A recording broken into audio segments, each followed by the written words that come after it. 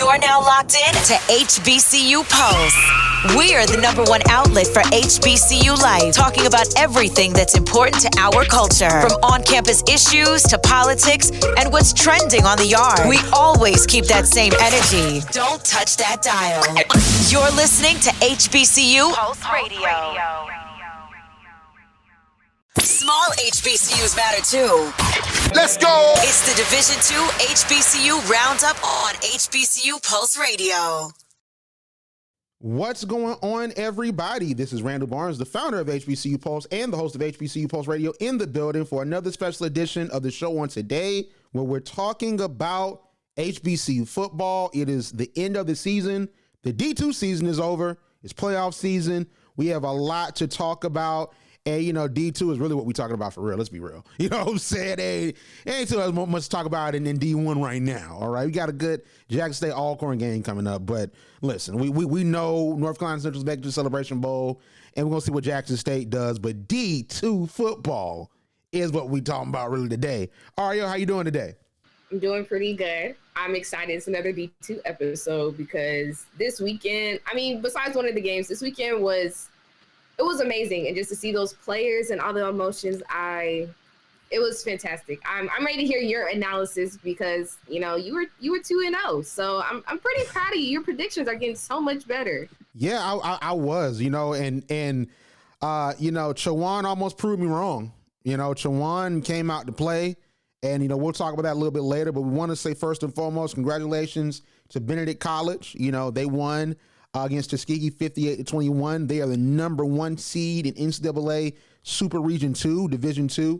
They're going to have a first-round bye for the playoffs, so they'll be playing the week of Thanksgiving, so it's amazing. We'll talk about that a little bit later as well. And also congratulations to Fayetteville State University. They won their first CIAA championship since 2009 in a very interesting game, and they made the playoffs as well, so congratulations to them. You know, Fort Valley didn't, you know, and that's okay. You know, we'll be back. But first, Arielle, I got to say this, right? I didn't get a chance to watch the SIAC Championship on Saturday. It wasn't like, oh, Randall was doing something else. Randall did this and that. I was unable to watch. Game was supposed to come on at 2 p.m. It was streaming on ESPN3 instead of ESPN Plus. And, you know, the SIAC has a deal with ESPN. And the game was off for 2 hours. It didn't turn on until the end of the third quarter, going into the fourth quarter. I was livid, Arielle. I was livid. I was tweeting about it. I contemplated writing an article about it, but I decided not to because, you know, I didn't really know who I was firing at. I didn't know who I was calling out. And I like to sort of have that confirmation of what I'm talking about and who I'm talking about, who I'm addressing when it comes to things. Because I understand that ESPN is only a conduit for the games to be streamed. I understand that. And I understand that, you know, they did have their commentators. They did have the sideline reporter. And I appreciate her because I'll get her name in a second because she really was pivotal in letting us know what was going on as the delay was going on. And I appreciate her. But, you know, I think it was the SIAC's team that didn't have the production going on the right way. I think that is horrible because Benedict College deserves better because this was a championship win for them. Tuskegee deserves better. They're a blue blood program in the SIAC, and it was a blowout. I don't like watching blowouts, but I want to witness history. And I think that before we talk about the football, that is wrong. That is terrible. And I just personally believe that ESPN can do something. And I honestly think that because it was on ESPNU, so everything I'm saying, I looked at the stats, but also I was able to watch the game on Sunday because ESPNU had the game up. So if you have like a service where you're recording HBCU football or you're recording D2 football or NCAA football, go check to see if it's on your DVR, like YouTube TV, Fubo TV, Hulu Plus Live Sports. Go check to see if you haven't seen the game because you might catch it. But I will say this. I have the footage. I don't know what I'm going to do with it because, listen, ESPN don't play, okay? Listen, we had 20,000 on YouTube. I ain't trying to get that taken down. I worked too hard for that. But, Arielle, moving on, I want to get your thoughts on the game first. Like, how did you feel, you know, about the Benedict Tuskegee game? Honestly, you know, and there was not much for me to really side against Benedict after seeing them at Morehouse, my first time seeing them, and then actually getting into D2 HBCUs. It was extraordinary to see them win, to see the effort that they put in, to see the stats that they put up. Because unlike, and this, I think that people really look down on D2, but unlike any other D1 program that I see in HBCUs, this team put up numbers that I haven't seen all season by a quarterback or by an offense in their running game at all. Like, even though I couldn't watch the whole game, I couldn't see the whole game, just coming in and looking at that dominating performance, I was proud of them. And I'm glad Benedict got this win. I'm glad they get to move on and see how much better, how much overpowering they could be. But really, the stats and the gameplay is what has me in shock. And I was excited to just look at it and actually relate to you and see what D2 is really like, because they look down on them so bad. But like I said, the numbers that they put up that game, I haven't seen all this season by just a team combined. Like, I'm in awe. I'm flabbergasted. I really don't have any words. It was an amazing game, even though it was a blowout, but it was really great. And I want to say this because I'm big on media, and Arielle knows this, so I'm going to move on to the sports side of it. But, what you said, Arielle, is so amazing, because that is the reason why we partner with ESPN as a conference, and why conferences partner with ESPN and Flow Sports and HBCU Go and HBCU League Pass Plus and the other providers. Like, you have Bally Sports that shows certain college games in the ACC. You have Fox, and you have NBC that has the exclusive rights to Notre Dame, and they have the Bayou Classic that's going to be on Peacock, and it was on NBC Sports for like 30 years as the Bayou Classic was going on. The reason why BET had it in the 1990s and early 2000s is because of ad revenue, but also accessibility. Because why do you want Benedict and Tuskegee on ESPN?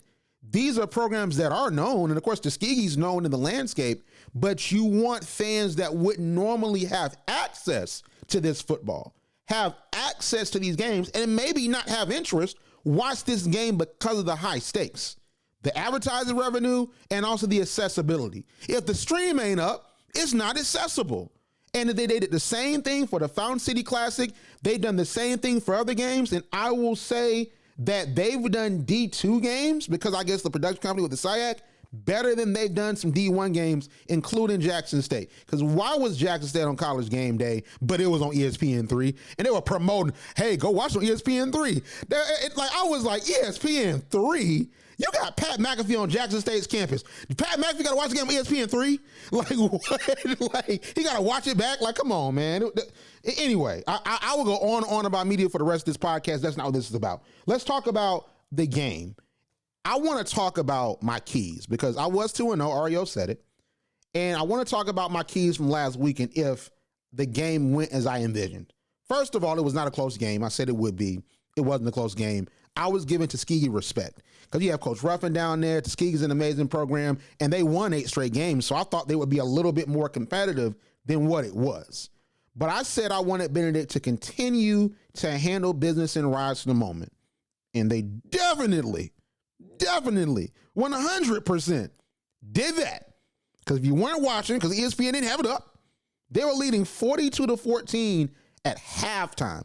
That wasn't the final score. The final score was 58-21. They were leading 42-14 at halftime. The defense held Tuskegee to Arielle 41 yards rushing on 33 attempts, no rushing touchdowns, and 201 passing yards. But a lot of those plays came in garbage time. But Tuskegee did show some life in the first quarter. But I wanted to see this as well from Eric Phoenix, right? So I said last week, can Eric Phoenix be a playmaker? The answer is yes, he can. His stats on the game: he was 19 for 29 passing, 313 yards, 2 touchdowns, 1 interception. He went crazy. This is probably his best game of the season. And then for rushing, he had 11 attempts, 91 yards, 1 rushing touchdown, 8.3 yards per attempt. He led the team in rushing. North Air Scotland, DeAndre Duhart, they were playing, but he was, he's throwing that ball. And then when he saw the openings, especially when they spaced out Tuskegee's defense, he would run and he would gain. And like Eric Phoenix, honestly, like I don't know how he's not on the Harlan Hill watch list. Like, of course, my pick would be Jada Byers, and I saw that Emmanuel Wilson for Fort Valley also is on that short list of candidates. They haven't released the final list yet, but I hear that, Emmanuel Wilson from Fort Valley, he's the running back. He's getting consideration. Jada Byers should be on that final official list, but I have no idea how you don't give Eric Phoenix some consideration.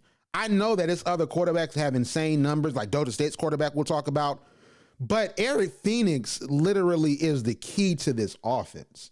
And I think he makes great decisions, and he is a weapon, and we finally saw him used to his best ability. And I think that Eric Phoenix is going to be the biggest key when we look at how successful Benedict could be in the playoffs. But let's talk about Tuskegee. Tuskegee had to find some way to stop Benedict's run game, and they didn't. All right, Benedict had 236 rushing yards, 5 rushing touchdowns. I don't know where Tuskegee was. That meant Tuskegee just letting them run and run and run. When I tell you Benedict's offensive line is so amazing, and yeah, Eric Phoenix that contributed 91 yards. So, man, when I tell you, like, Benedict, there's nothing you can do to stop him. At the very least, like for Tuskegee, it's nothing you can do to stop him. Nobody in the defense was able to solve Eric Phoenix, nor the run game for Benedict College. And I think that's what's going to really carry them as you look at them playing either Virginia Union, which we'll talk about that in a second, or Wingate, because that's going to be really interesting, whoever comes out that field. But there's nothing that any of the SIAC teams could do. And I just think Tuskegee's defense was not equipped at all. So the way that you could have possibly won is had a 9th shootout. Because, of course, Fort Valley beat Tuskegee 6-21, and then Hampton beat them the next week. Then you had a defensive battle against University of West Alabama, which was an amazing win. That was Tuskegee's 700th win. But most of your other games were shootouts. And we brought them up last week. Most of those other games were shootouts. So the only way that Tuskegee really could have matched Benedict was not on defense, because you're not going to be able to stop him, but could you be able to score on Benedict's defense? No. No, you couldn't. You couldn't do that at all, okay? Bryson Williams did good, because Bryson Williams threw an impressive 75-yard video game-like touchdown to Antonio Meeks, because Benedict hopped out 14-0. They got a touchdown to start the game. Then the defense forced a fumble on the punt, and then Benedict's defense took to the house. They're at 14-0, dominant out the gate. But Bryson Williams right after that threw a 75-yard bomb to Meeks, and he ran it in for a touchdown on the first play. And I was like, okay, okay. Tuskegee's going to fight. That's one thing you can expect. They're going to fight. It's not going to be a blowout. It's going to be similar to that Albany State game. But then Eric Phoenix happened. And listen, it was over. The defense happened, it was over. Because there was nothing that Coach Ruffin could do just to stop that system. And the thing about it is that I thought that when he threw that bomb, I'm like, hey, this is going to be a shootout. And I want to see if Benedict's ready for a shootout, because they've held teams, to these low amounts and not many rushing yards, not many passing yards. They've dominated teams this year. So are you ready for a team to come out that can really score, and now you have to score? And they're the highest, rated scoring team in the SIAC, because they have the most points per game. And of course, the number ballooned higher because they had 58 points on Saturday. But the thing is, like, Tuskegee's only chance was to try to outscore them. But once again, I say, they are the number one offense in the SIAC, averaging, 40 points a game, and then you drop 58 on them. Tuskegee had no chance. There's nothing more to really say. They had no chance. And I honestly thought that they would do better, because it's Tuskegee. It's Coach Ruffin. He's been here before. But like I said, Benedict was the better team, and Benedict was the best team that Tuskegee faced. Fort Valley was a good team, and Benedict beat them. University of West Alabama wasn't all that great this year. Like, they were one of the teams that weren't even all that good. They didn't make the playoffs. But it was good you beat them for your 700th victory in school history, but they weren't all that great of a team. But a lot of those teams on the West, they're all right. They put up great offensive numbers, but they play no defense. In the East, Fort Valley, Albany State, Benedict, we play defense. So Tuskegee hadn't played a defense like what we have in the East probably since Hampton, Because you have Fort Valley and Hampton. Like Hampton, D1 program, they've been doing pretty good, although they've been losing in the Big South before they switch over to the CIAA. So, maybe that defense was up to par, but you hadn't played a defense like Benedict. Then the thing is that I didn't predict the game would go like this, but I wasn't surprised. And I think that we have to show all the love to Benedict because they proved something to me. They proved that this is their conference till someone does something to them. Until someone takes them down, this is their conference. I think that the games next year, especially seeing what Benedict does moving forward, if they're able to duplicate this level of success, which I'm skeptical, I'm not going to lie, because I have to be skeptical because I'm a Fort Valley alum. I have to be skeptical. However, I think that next year is going to be even more interesting because Fort Valley is going to be back. You have Albany State. They're going to want some smoke. And then I think Clark Atlanta is going to get better. And don't sleep on Edward Waters because they beat Allen. So Edward Waters, they're in Florida. It's some great recruits in Florida. So I say do not sleep on Edward Waters. But this is Benedict's time. I'm not taking anything away from Benedict. I'm proud of them. I'm rooting for them. I picked them to win. But why'd you do them like that, Benedict? Eric Phoenix, why'd you do them like that? Coach Bear, you're a God-fearing man. Why'd you do them like that, man? But overall, like real talk though, Benedict deserved this. They have been improving over these past 2 years. I know that first year of Coach Berry's tenure, they didn't do all that well, but they've had some amazing athletes and they deserve all the success that's coming to them. And I will say this, we'll talk about this more later. I believe that they could have a 2012 Winston-Salem State University type run to the championship. Honestly believe that. We'll see what they do against a Grand Valley or some of those other schools, but I picked them. They have a better chance to make it out of Super Region 2 than any other HBCU in recent memory. Of course, you have Winston-Salem, but it's like they're the number 1 seed. So if they handle business against whoever they face, I'm telling you, I don't see a team in Super Region 2 that's beating them, but you have a lot of undefeated teams in Super Regions 1, 3, and 4.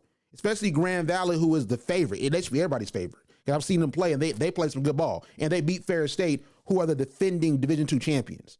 So we'll see what happens in the playoffs, but this is a season that needs to be remembered in history. And honestly, for everyone listening, I hope that we were able to do that. I really hope we were able to do that because I think this season deserves to be memorialized. This is honestly, to me, one of the best SIAC teams in history, period. But let's talk about the CIAA. Fayetteville State defeated Chowan 31-28. That was on Aspire TV. My home team. That's the family. I entered at Aspire TV for 2 years, 2018, 2019 in the summer. Shout out to Melissa. Melissa is not there anymore. But Melissa, she was a Spelman alum, and she really put me up on game. And I honestly try to mirror her in her leadership because she was so amazing. Even though she's not there anymore, I want to shout her out because I think this is an amazing time to shout out Melissa. But great broadcast. It was everything ESPN wasn't. And that's all I'll say. But I want to start with you, Arielle, to talk about this game. So what did you think about this game? Because it was 31-28. Last second field goal by Elton Andrew is what propelled them to the win and stopped it from going to overtime. What did you think about this game? I was more surprised that Chowan made it so close. I really thought they were going to kind of fall off going into the third quarter because it was a great first half, but it just wasn't the best that we've seen from them and that you spoke of this season. So that's what really surprised me at first. And then, of course, like we said last week, and, jokingly, but, wholeheartedly, we meant this. I was hoping that HBCU will pull out just because of the circumstances that were going on. And I'm happy that Fayetteville State defeated them.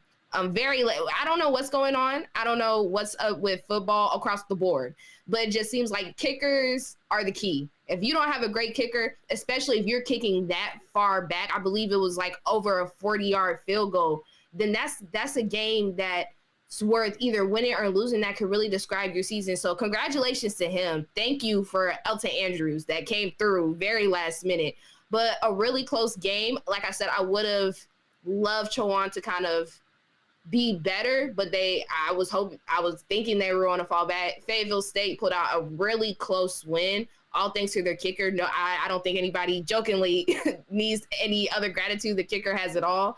But it wasn't as great as the last game, even though it was a blowout, but it was a good game to see and something that I think we can take notes from, and I'll let you go into deeper detail with it. Yeah, and something too, your kicker point is very interesting because Virginia Union has a guy, Brady Myers, not Jada Byers, Brady Myers, and he's tough. And I think he's going to be a key in their playoff game against Wingate. We'll talk about it in a second. So, kickers really matter, especially at that point in time, because they got to be clutch. So, shout out to Elton Andrew. He is forever etched in HBCU football history with that kick because that was a better game than I thought it would be. But did the game go as I expected? Yeah, I was dead right about this game. I was so right. Like, you would think I'm that so Randall. Like, I just had a vision. You know what I'm saying? Like you would just think that, Arielle, because I didn't think the game would be a field goal, but I knew it would be a close game. Now, was it a defensive game? Nah, not really. It wasn't really a defensive game, but I knew that it wouldn't be a blowout for Fayetteville State or Chowan. I knew that they would be fighting in the trenches, and they did. So I got to say this about Chowan. Chowan came out. They thoroughly impressed me. They had an amazing season. They beat Virginia Union and Bowie to get to this point, and they had Fayetteville State scared, and they led for most of the game. And they were not listening to the PWI HBCU noise. They were not listening. They balled out. But I just want to say this. I personally do not think it is wrong for HBCU fans to root for an HBCU to win in the HBCU conference. So I didn't see these talking points. I don't think there were any talking points like this saying it was wrong for us to root for Fayetteville State because they're an HBCU. But I just want to say, if people did think that, come on. Like, this is an HBCU conference. It's almost like, to a certain degree, this is sort of a little bit not a good example, but it's like, hey, ACC, SEC teams play. If you got an SEC, if you're an SEC fan, you graduate from an SEC institution, you want the SEC to win. You know what I'm saying? You want to prove that your conference is dominant. And I know that's not the best example because we're talking about the history of these institutions and Fayetteville State being an HBCU. But I do not think at all that Fayetteville State winning and us being excited and us wanting to see a traditional CIAA team in an HBCU winning an HBCU conference is bad at all. But let's talk about what Chowan did. So I said it for Chowan, they have to find a way to score on Fayetteville State's dominant defense. And when you hear me say that, you like, Randall, it isn't the point of football to score. I'm like, you're right. It is the point of the football to score. But the thing about it is that the defense is really good and it prevents you from scoring. But the thing is that Chowan did. They didn't score a lot, especially Rashad McKee on Fayetteville State's defense. But they did pretty well considering. So let's look at Chowan's offensive numbers in the regular season and then the championship. So for this season, I said this last week, they averaged 24.7 points per game, 170.6 rush yards per game, 189.4 passing yards per game. So in the CIAA championship on Saturday, they had 28 points, 158 rushing yards, 4 rushing touchdowns, 268 passing yards, 0 touchdowns. So what does that sound like? Sounds like I was right, okay? As I predicted, they were still unable to get the ball in the end zone. They could not find the red zone for dear life. Rashad McKee was the only quarterback that played. So they were able to find some success in the run because they had four touchdowns. And they had passing yards. They were passing on that secondary, but they were not able to get the ball in the end zone by passing. They couldn't get the ball in the end zone through the air. So that said a lot about if they were going to be able to really get out there and really push a big lead on Fayetteville State. So I knew that they would have some level of success because you have to look at Rashad McKee and what other quarterbacks were doing. Like I was saying, it was other quarterbacks that did well against Fayetteville State's defense.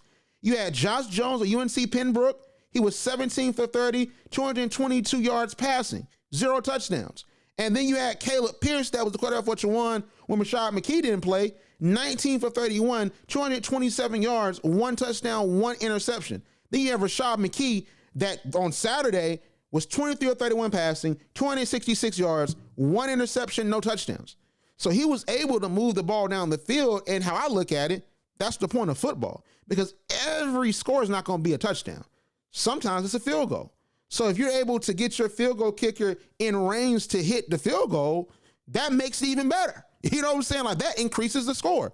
Every game is not going to be, oh, he threw 8 touchdowns. The team threw 8 touchdowns and they ran the ball in 6 times. That's not going to always be the case. So I understand that the passing yards and the touchdowns, they're not really mixed because there was no passing touchdowns. But Rashad McKee was the X factor. He was the X factor, and he almost brought them to the win because Chowan could not do anything to truly stop Rashad McKee. Now, granted, they did have 4 sacks. They did sack him a few times, but that didn't deter him. He was still passing the ball. He was still finding his guy.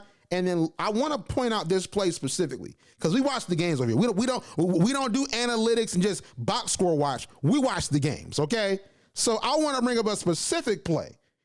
So here's the thing.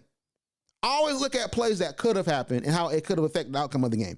That's why you hear me talk about the Savannah State-Fort Valley game and how Fort Valley on that first drive in the first quarter, they should have gone for the field goal instead of the touchdown. And I was there at that game. But here's the thing. Rashad McKee could have had an easy touchdown pass on 2nd and 6 at the 8-minute and 17-second mark in the first quarter. Okay, so they were on Fayetteville State's 40-yard line. Jawan did a play action, and Rashad McKee threw a deep pass to his wide receiver, Malik Tobias. He was down the field. He outran the secondary. All that was in front of him was grass in the end zone.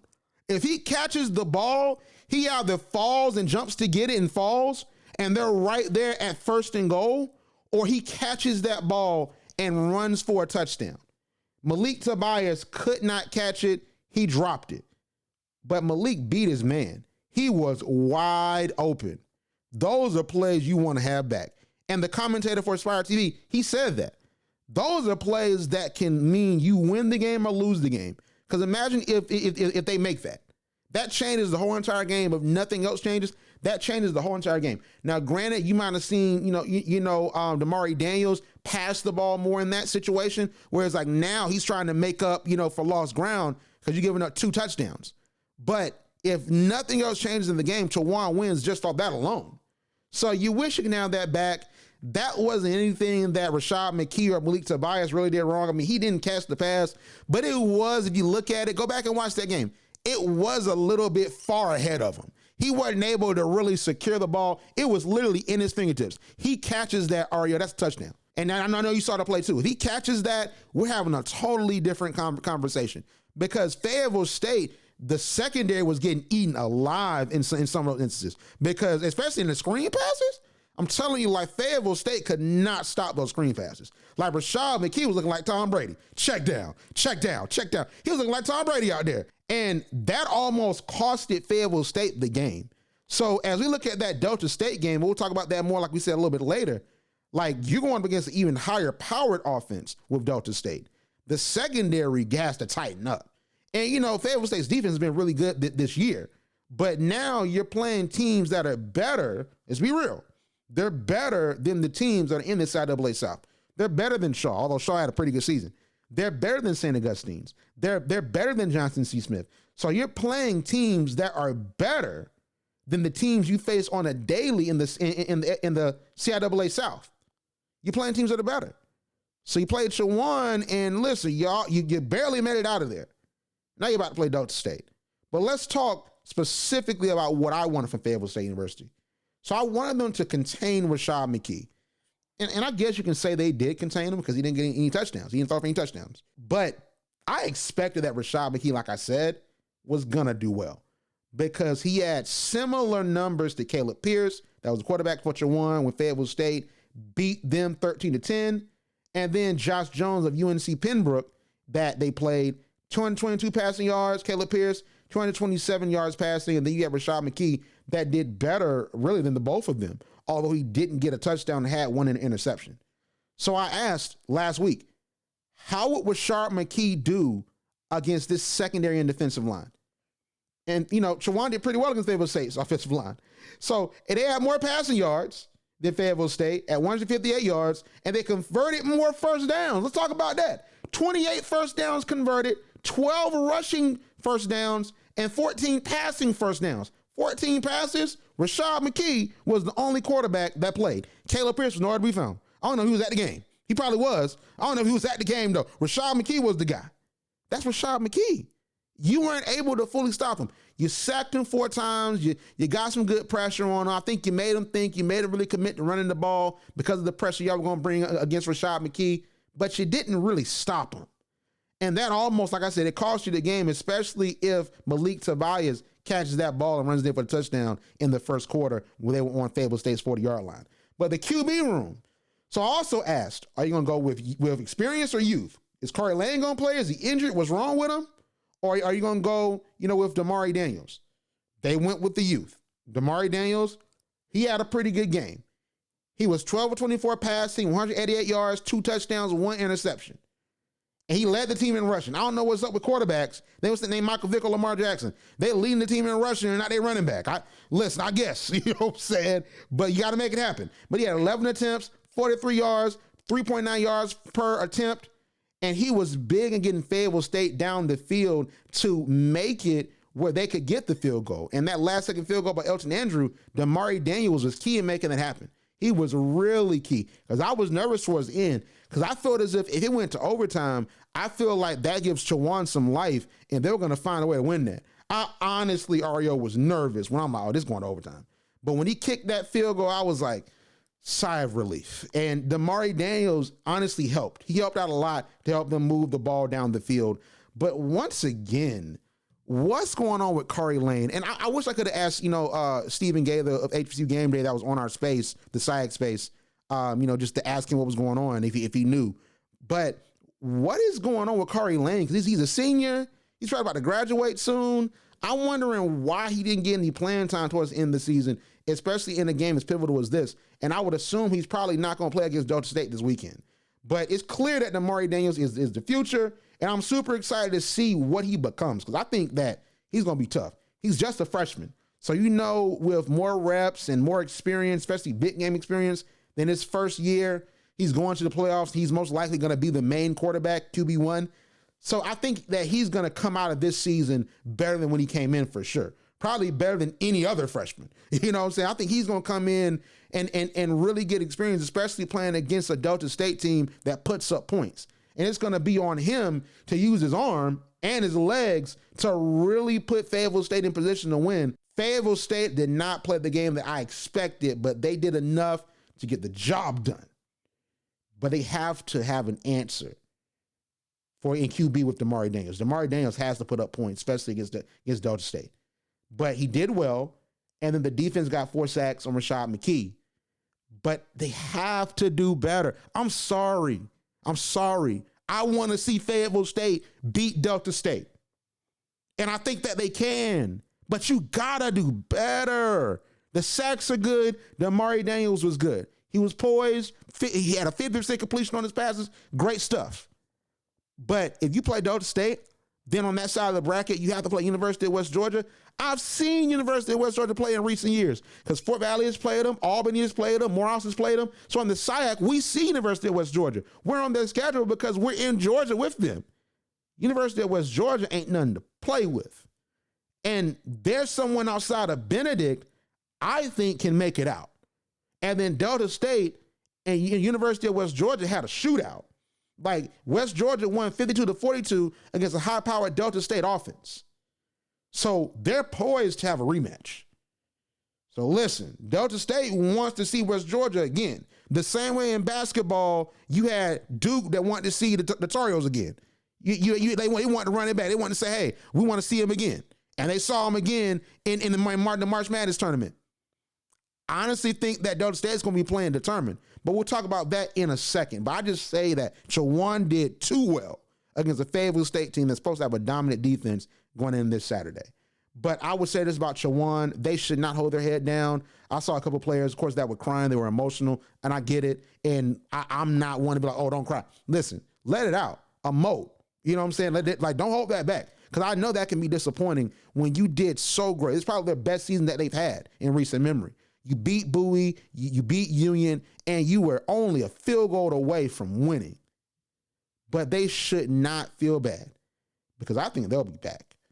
And for all the folks that were rooting against Chowan, like us, we going to be looking next year like, man, are they going to make it back? Because I think Bowie's going to get better. Union, especially with Jay Byers being so young, they're going to get better, and they're going to bring some more weapons in recruiting. But Chowan is really staking the claim. I don't think Virginia State is going to be that third team anymore. I think Chowan is going to fight to get right back where they were. And that sort of should have everybody a little bit nervous in the CIAA. But they had a great season. They shouldn't hold their head down too much. And, you know, they're our cousins. Y'all are cousins, you know what I'm saying? Like, you know, y'all play cousins because y'all in the HBCU conference, so y'all are play cousins. You know, so it's a shout out to y'all. But Fayetteville State, congratulations, but y'all got to step it up and do a little bit better against Delta State. But let's talk about the playoffs. So you had the NCAA Division II playoff selection show, and we got 3 HBCUs in. Benedict is number 1. They're the number 1 seed in Super Region 2, and they're going to receive a first-round bye, so they're going to sort of enjoy their Thanksgiving. You know, they're gonna eat turkey, not too much. You know what I'm saying? They're gonna maybe have some water, be on some Zoom calls with coach. Maybe they stay on campus. You know, so they might not go home. They might be like, mail me something, okay? Like, you know, mail me some food, mom. And I want to say this. I'm hearing it's not 100% confirmed, and we will definitely update it on our YouTube, on HBCU Pulse Instagram, and also on Twitter. I'm hearing that the game is going to be on HBCU League Pass Plus. If it is, shout out to the home team, and I assure you, the game's going to be up when it's game time, okay? You don't got to worry about the game not being up on HBCU League Pass Plus. And if it's not, you can hit 201 and watch the HBCU Pulse channel if it's not. It just so happens that, you know, technical difficulties. Well, you can go run Arielle now on 201. You know, we got some good stuff for you over there. You know what I'm saying? So just saying. But on League Pass, we're going to make sure it's together. So make sure that you stay tuned for that because, you know, Benedict, of course, has the deal with Urban Edge Network and HBCU League Pass Plus and the Black College Sports Network where all of those home games are streamed. So you might see HBCU League Pass Plus going into that final game that determines who makes it to that Final Four scenario representing Super Region 2 because Benedict's going to be at home for those games because they have home seating. So that's going to be very fun. So you have Virginia Union. That's the number 4 seed. So they're ranked. So they play Wingate to earn the opportunity to play Benedict. Man, oh man, oh man.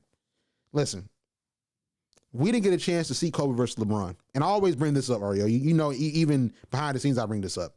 As a sports fan, we never got the chance to see Kobe versus LeBron.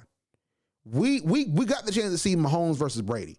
We didn't get a chance to see LeBron versus Jordan. But Kobe versus LeBron at their apexes was very obtainable. But Dwight Howard and the Magic ruined it. They ruined it. And also Cleveland's front office too. Because the team with LeBron, it was good enough. But it wasn't a good enough team to get them over the hump. But I always use that scenario to say, like, I want to see dream matchups, dream fights. Like, dude, it would be a dream to see Jada Byers, Jakari Grant, Brady Myers versus Benedict. Hopefully they wouldn't mess up their perfect season. I'd have to root for Benedict. But, yo, Jada Byers, come on, man. Like that. Now, with the Wingate game would be cool, too, because Wingate is just as dominant of a defense. Come on, man. Like, and I understand that, like, 2 HBCUs, like, 1 HBCU is going to make it to that final game. That ain't that important to me right now. Jada Byers versus Bennett? Man, listen. My birthday is on Christmas Day. I don't know if people know that. My birthday's on Christmas Day. Listen, if y'all want to give me a good present, get me that game on HBCU League Pass Plus. Man, stop playing with me. If that happens, my year is complete. We can move 2023 because on League Pass on the home team, you know what I'm saying? That's home team. Then my God, Jada Byers. Then you got Benedict that's chasing history with Eric Phoenix, Northern Scotland, and DeAndre Duhar and Coach Chennis Berry with Dr. Parker. Man, listen, y'all been handling business. Wingate ain't nothing to play with. We'll talk about them in a second. They ain't nothing to play with. But Fayetteville State is unranked, and they're playing number 2 seed Delta State University. Fort Valley wasn't able to make it. I think Fort Valley should have made it over Fayetteville State. but you can see that as biased because I'm a Fort Valley alum. But Fayetteville State, I'll just say this, and this is not the Fayetteville State because I'm rooting for them, but Fort Valley had a stronger schedule. You beat Tuskegee to start the year. You dominate the opponents in your conference.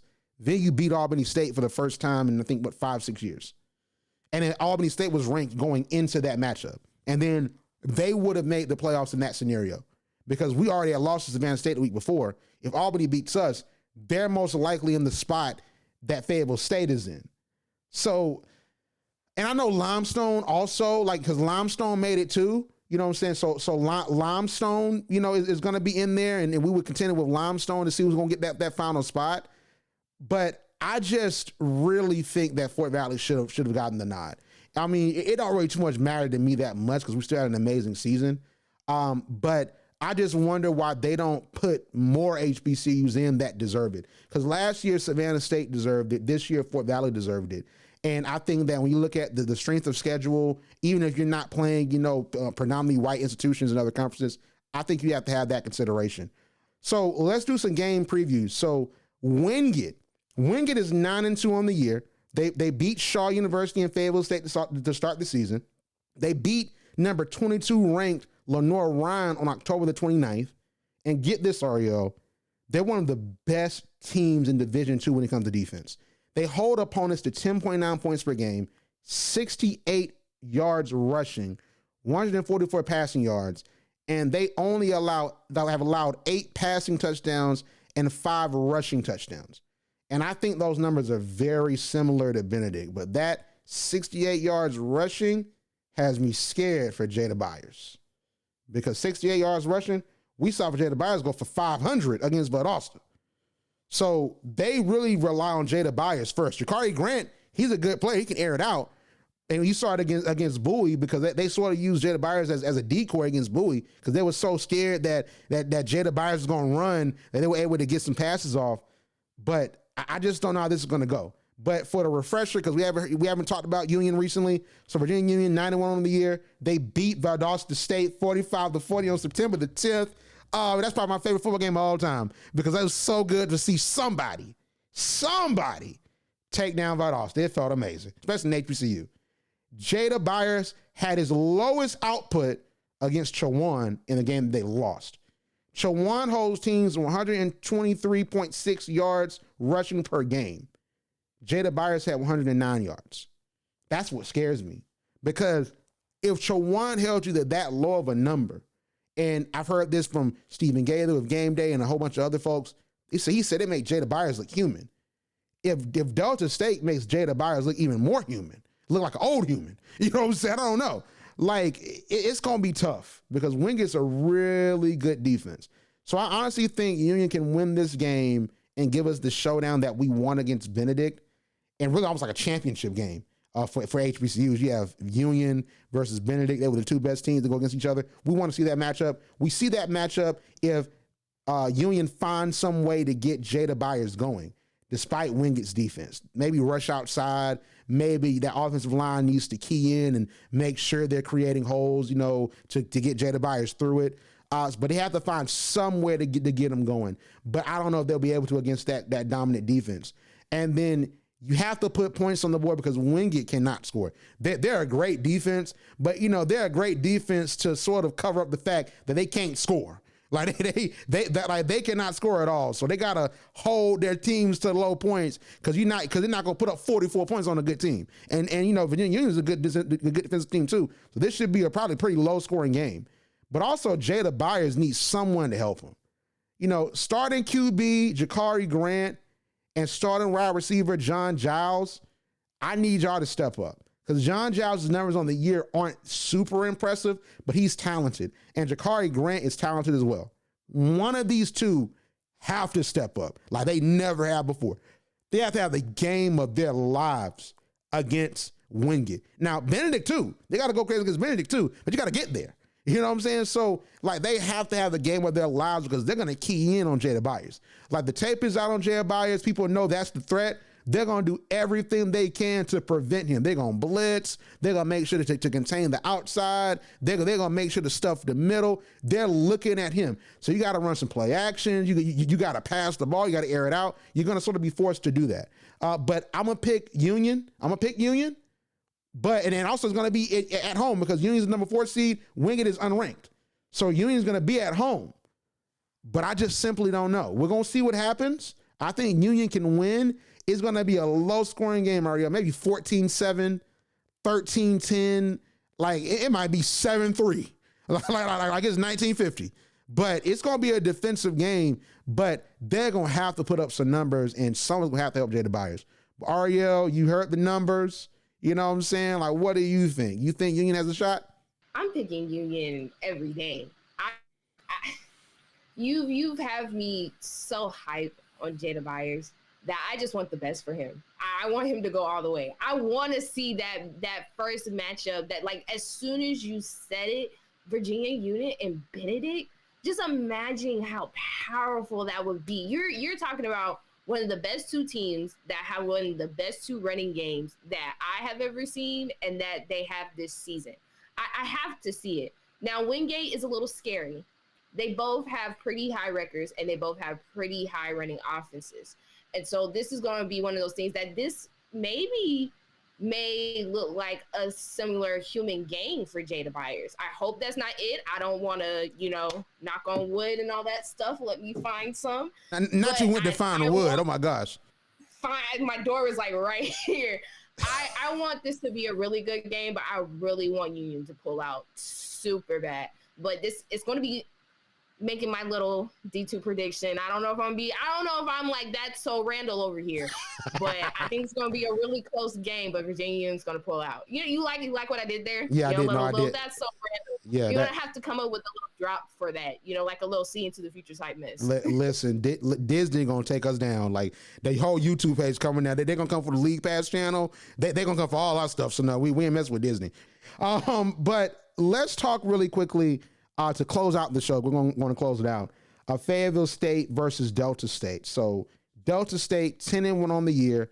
They beat Kentucky State and they beat SIAC School, Mississippi Valley State University.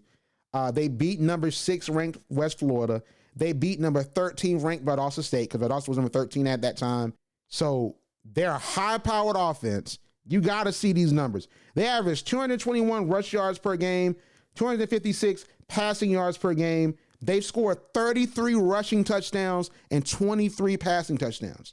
Now, here's the player to watch because we got a key on this player. Patrick Shegog. He is a dual threat in every sense of the word. Arielle, this is a real person. Okay, this is a real person. These are real stats. For the season, he is 186 for 284 in passing, 2,480 passing yards, 21 touchdowns, 7 interceptions, 2,480 yards going into the playoffs against Fayetteville State on this Saturday. Versus Valdosta, which they won 70. I got to scream at this. 70-31. That is not a basketball number. That is not Delta State versus Valdosta State basketball game.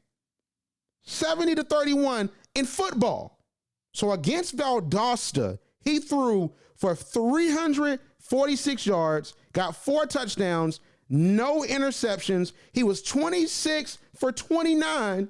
That was an 89.7% completion.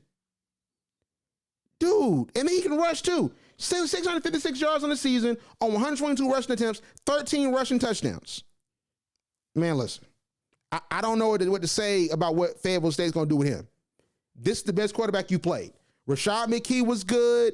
You had other quarterbacks, that were good that you played, but you didn't play against Bowie's quarterback. Ja'Cory Grant was good, but Bowie's quarterback, was really good this year. This guy is tough. This guy is like that. Patrick Shegog is probably going to be up there in the Harlan Hill Trophy conversation. Like Delta State very well could be playing Benedict in that final game in Super Region 2 to make it to that Final Four scenario. they're that good. They don't have a good defense. I mean, their defense is average at best, and then that's saying it lightly. But the offense goes crazy. And the fact that Chawan and Rashad McKee did pretty well against a Fayetteville State defense that has pretty great numbers, that spells trouble for me, because is that fool's gold because you haven't played super high level competition and you didn't play Bowie this year because they weren't on your regular season schedule, and you did well against Union. You hopped up 14-0 on them, but Jada Byers had a great game and they came back and won 31-28. Really, the two best teams that they played is really Chowan and Union. You want to, because a Delta State team that took it to the wire against West Georgia, because they lost 52-42. They lost against West Georgia. Then they beat down by Austin State, and they had a competitive game against West Florida. So they're beating ranked opponents, and they're number 2 in Super Region 2, right under Benedict. Fayetteville State is on a very rough side of the schedule, and I really don't know. But Fayetteville State, I think they have one chance, Arielle. The one chance they have is to try to score with them. Because like I said, Delta State ain't that great of a defense. Delta State gives up 253 yards passing per game on the season. They had shootouts in West Florida, and they won 45-42. Mississippi College, they won 52-38. And West Georgia, they lost 52-42. So they were putting up numbers, but the other team was putting up numbers too. Now, Fayetteville State put up 54 points against St. Augustine's. And I love St. Augustine's, but they weren't that good this year. Okay? So St. Augustine's, they give up 256 yards passing on the year. FSU, which is Fayetteville State, passed for 229 yards, had 4 touchdowns versus them on October the 8th. But the thing is that they didn't get those points through the air. They got it through rushing, because they had 300 rushing yards, and Damari Daniels was 5 for 7 and threw for 194 yards, although he had 4 touchdowns. So they're gonna have to duplicate this success, but make it sort of a passing thing. Because I'm telling you, like this to me, now on the offensive side, like their numbers, especially Patrick's numbers, are way better than any of the quarterbacks that play with Tuskegee, like Bryson Williams. Like this year, Patrick is way better. But this seems to me like a Tuskegee type situation, where it's like you're scoring a lot of points, but are you gonna get points scored on you? I think that's the big thing. So overall, I have faith in Fayetteville State. I have faith they can pull it out. But faith without works is dead. Okay? Arielle look at me like, what's he gonna say? Faith without works is dead, Arielle. All right? So the chances might be dead. They play like they did against Chawan. If they don't play like they playing against Delta State and a possible Harlan Hill Trophy candidate, man, I don't know what to tell you. I don't know what to tell you. I'm gonna pick Fayetteville State, and I'll just be wrong because I'm not gonna pick against an HBCU. But listen, I'm just not gonna do it, Arielle. I'm not gonna pick against an HBCU. But man, Delta State's tough. So yeah, that's what I'm gonna say. So Arielle, what you think? I don't think Fayetteville State is called to this one. I don't think they're called or chosen, because I told you earlier, Delta State always wins from their opponent by plus 10 points. And out of those 11 games that they had played, 7 of them, they scored the first touchdown within the first 5 minutes. I don't think Fayetteville State has those statistics, nor do they have the team to do that. Now, they do have the team to score against Delta State because, like you said, and like I said earlier, their offense is absolutely powerful. There's nothing compared to them that I've seen before. Their defense is a little lackluster, and I think Fayetteville should take advantage of that. But when it comes to scoring and having that kind of offensive power, that's just probably where they're just not going to be called to. And, we're trying to give them hope, trying to, like you said, faith without works is dead. So if they can't put on the work on the offensive side when the defense comes on for Delta State, I just think they're completely going to fumble. I personally have no faith. I'm sorry, Fayetteville State. I have no faith in them. I don't think this is going to be a game that they can pull out of. I don't even think this is going to be a close game if they can't at least hold Delta State within those first 5 minutes of scoring. But we'll see. That's just personally how I feel. I don't think this is going. I want them to have a dream season. I want them to surpass Delta State, but Delta State is going to make it really hard for them to even make sure that they come out the gate swinging. I think it's going to be a little bit of a challenge for Fayetteville State coming into this. You're probably going to be right. But one thing about me, I have no problem being wrong. But listen, Fayetteville State, I'm rooting for Fayetteville State. I'm gonna just be wrong. I'll just be wrong. I'll be wrong too. This is not my segment. This is your segment. I am not the D2 girly. I fell in love with D2 though. But you know this football thing, Arielle. Like you put me in. You initiated me. You feel me? So it's like you know what's going on. You know what I'm saying? So I feel like you right because like you going up against a Harlan Hill Trophy candidate because it's like with these numbers, there's no way he doesn't make the top 5. I want Jada Byers to make it, but if I look at the numbers of the folks that are in the top billing that have a chance to win and to get voted on, and Patrick makes it, and then there's other folks that have similar numbers, Jada Byers ain't gonna make it. You know what I'm saying? Like, and this is the caliber that other conferences are putting up, but there is a weakness. You know what I'm saying? Superman has kryptonite as his weakness. You know what I'm saying? So it's like, I mean, if you look at it, I think that kryptonite for them is that they can't defend anybody. You know what I'm saying? 200 yards. You know what I'm saying? So it's like you get over 200 plus yards passing. So if they find a way to air it out and Damari Daniels can be great, or maybe Corey Lane finds his way on the field, we don't know what happens. Like maybe there's a chance. But Fayetteville State's going to have to do what they haven't really done this year, which is really score. Like, yeah, you put up 54 points against St. Augustine's, but St. Augustine's isn't Delta State. And that's the thing. You know what I'm saying? So the defensive numbers are similar, but you're dealing with someone that when you put the ball in the end zone, they're putting the ball in the end zone. They're doing something to what Bryson Williams did, where like he threw that long 75-yard pass for a touchdown. They might try that because they're like, we gonna go up tempo, and if you want us to score, we gonna score, and we just gonna run you out the building. You know what I'm saying? Like we gonna have a light show, and we gonna see who wins in the shootout. You know what I'm saying? So that's how I really look at it. So we're gonna see what happens. And then we'll talk about it more after we get back to Thanksgiving break, because we're going to be off for Thanksgiving break. I want you all to know that we're not slacking. We just got 20,000 followers on YouTube and, subscribers on YouTube. So, we're not slacking. We're going to do some stuff, and I might pop on and I might say a few words about the different games and what happens, especially if both teams win or Union wins and we get Benedict versus Union. But Thanksgiving, is coming up. We got to be with family and also take a break. We got a lot of stuff going on. You know what I'm saying? That we got to recharge for it. We got to come back for the Celebration Bowl and all of that as well. So I want to go on and really quickly, if you're not watching D2, I want to list all of the games that are going on this weekend, courtesy of Onadan. Shout out to Onadan. And once again, rest in peace to the OG Eric Moore. So Alabama A&M is playing Texas Southern. Of course, Delta State's playing Fayetteville State. We talked about that ad nauseum a few minutes ago. Mississippi Valley plays Prairie View A&M. Prairie View is leading in the West.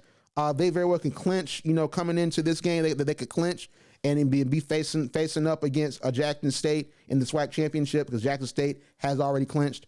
Hampton's playing Towson. Virginia Union, of course, is playing Wingate. You have Tennessee Tech playing North Carolina Central. North Carolina Central has already clinched their Celebration Bowl appearance, so we're going to possibly see Davius Richards versus Shedeur Sanders. If we get two dream matchups in D2 and D1, that'd be crazy, wouldn't it? Davius Richards versus Shedeur Sanders, and then Jada Byers versus Benedict. Wouldn't that be great? Oh my gosh, that'd be amazing. So we're going to see if that happens. I'm pretty sure it will. We'll see if that happens, okay? Because I got some faith in Prairie View too. I'm not going to totally count them out. But if they lose 48-0, I mean, listen, I said I wouldn't count them out. I didn't say they're going to win. Okay, I said don't count them out. All right, so listen, North Carolina A&T is playing Gardner-Webb. A&T's looking really good. Looks like they're going to, contend for that, Big South championship. South Carolina State is playing Norfolk State. Morgan State is playing Howard. Alcorn is playing Jackson State. That's the big rivalry. So make sure to check that out. That's going to be on ESPN Plus if they air it. Tennessee State is playing Texas A&M Commerce, and you have Campbell. They want to be an HBCU so bad. Oh my gosh, they playing all the HBCUs, and now they're playing Delaware State. Come on, man, like they playing Delaware State now. They might win that one because they didn't beat A&T. Okay, they didn't beat Jackson State. They always beat A&T though. They always beat A&T.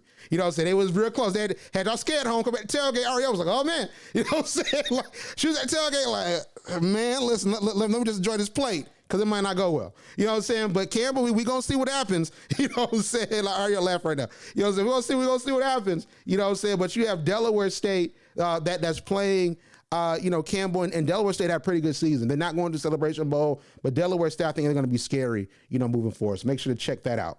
But FAMU's playing Bethune-Cookman, Florida Classic, big rivalry. So yeah, a lot of great stuff coming up. If you're not just watching D2 football, if you don't want to watch it, it's some great matchups. Especially you have Alcorn versus Jackson State and FAMU versus Bethune-Cookman. But Arielle, let's go on to close it out. Where can we find you on social media? You can find me on Twitter at @Screwy__ or visit my website at theunexedopinion.weebly.com. Most definitely. So like I said, we're going to be off for Thanksgiving break, so make sure to stay tuned to HBCU Pulse on YouTube. 20,000 subscribers. Man, I never thought that would happen. That is such a dream, so make sure to check us out on there. Also, HBCU League Pass Plus, channel 201, that's the HBCU Pulse channel. You're going to see a lot of great stuff. Speaking of Delaware State, we have an exclusive recap of Delaware State University's homecoming concert featuring Glorilla, Meek Mill, Nardo Wick, and Moneybagg Yo. Is not the full show, but it is a pretty good, indication how lit it was. And we have, I think, nearly all of Glorilla's performance, and she did a really great job. She just got nominated for a Grammy. Her EP just dropped, so make sure to go check that out. But also follow HBCU Pulse on Instagram at HBCU Pulse, Twitter and TikTok at the HBCU Pulse, and hopefully after Thanksgiving we'll have a big announcement that's coming up really soon. But aside of that, thank you so much for tuning in, and as always, we'll see you on the other side. Like what you hear? Yeah. Subscribe to HBCU Pulse Radio on Apple Podcasts, Spotify, or wherever you get your podcasts. Also, head to hbcupulse.com to stay up to date on what's going on in the HBCU community. Thank you for listening to HBCU Pulse Radio.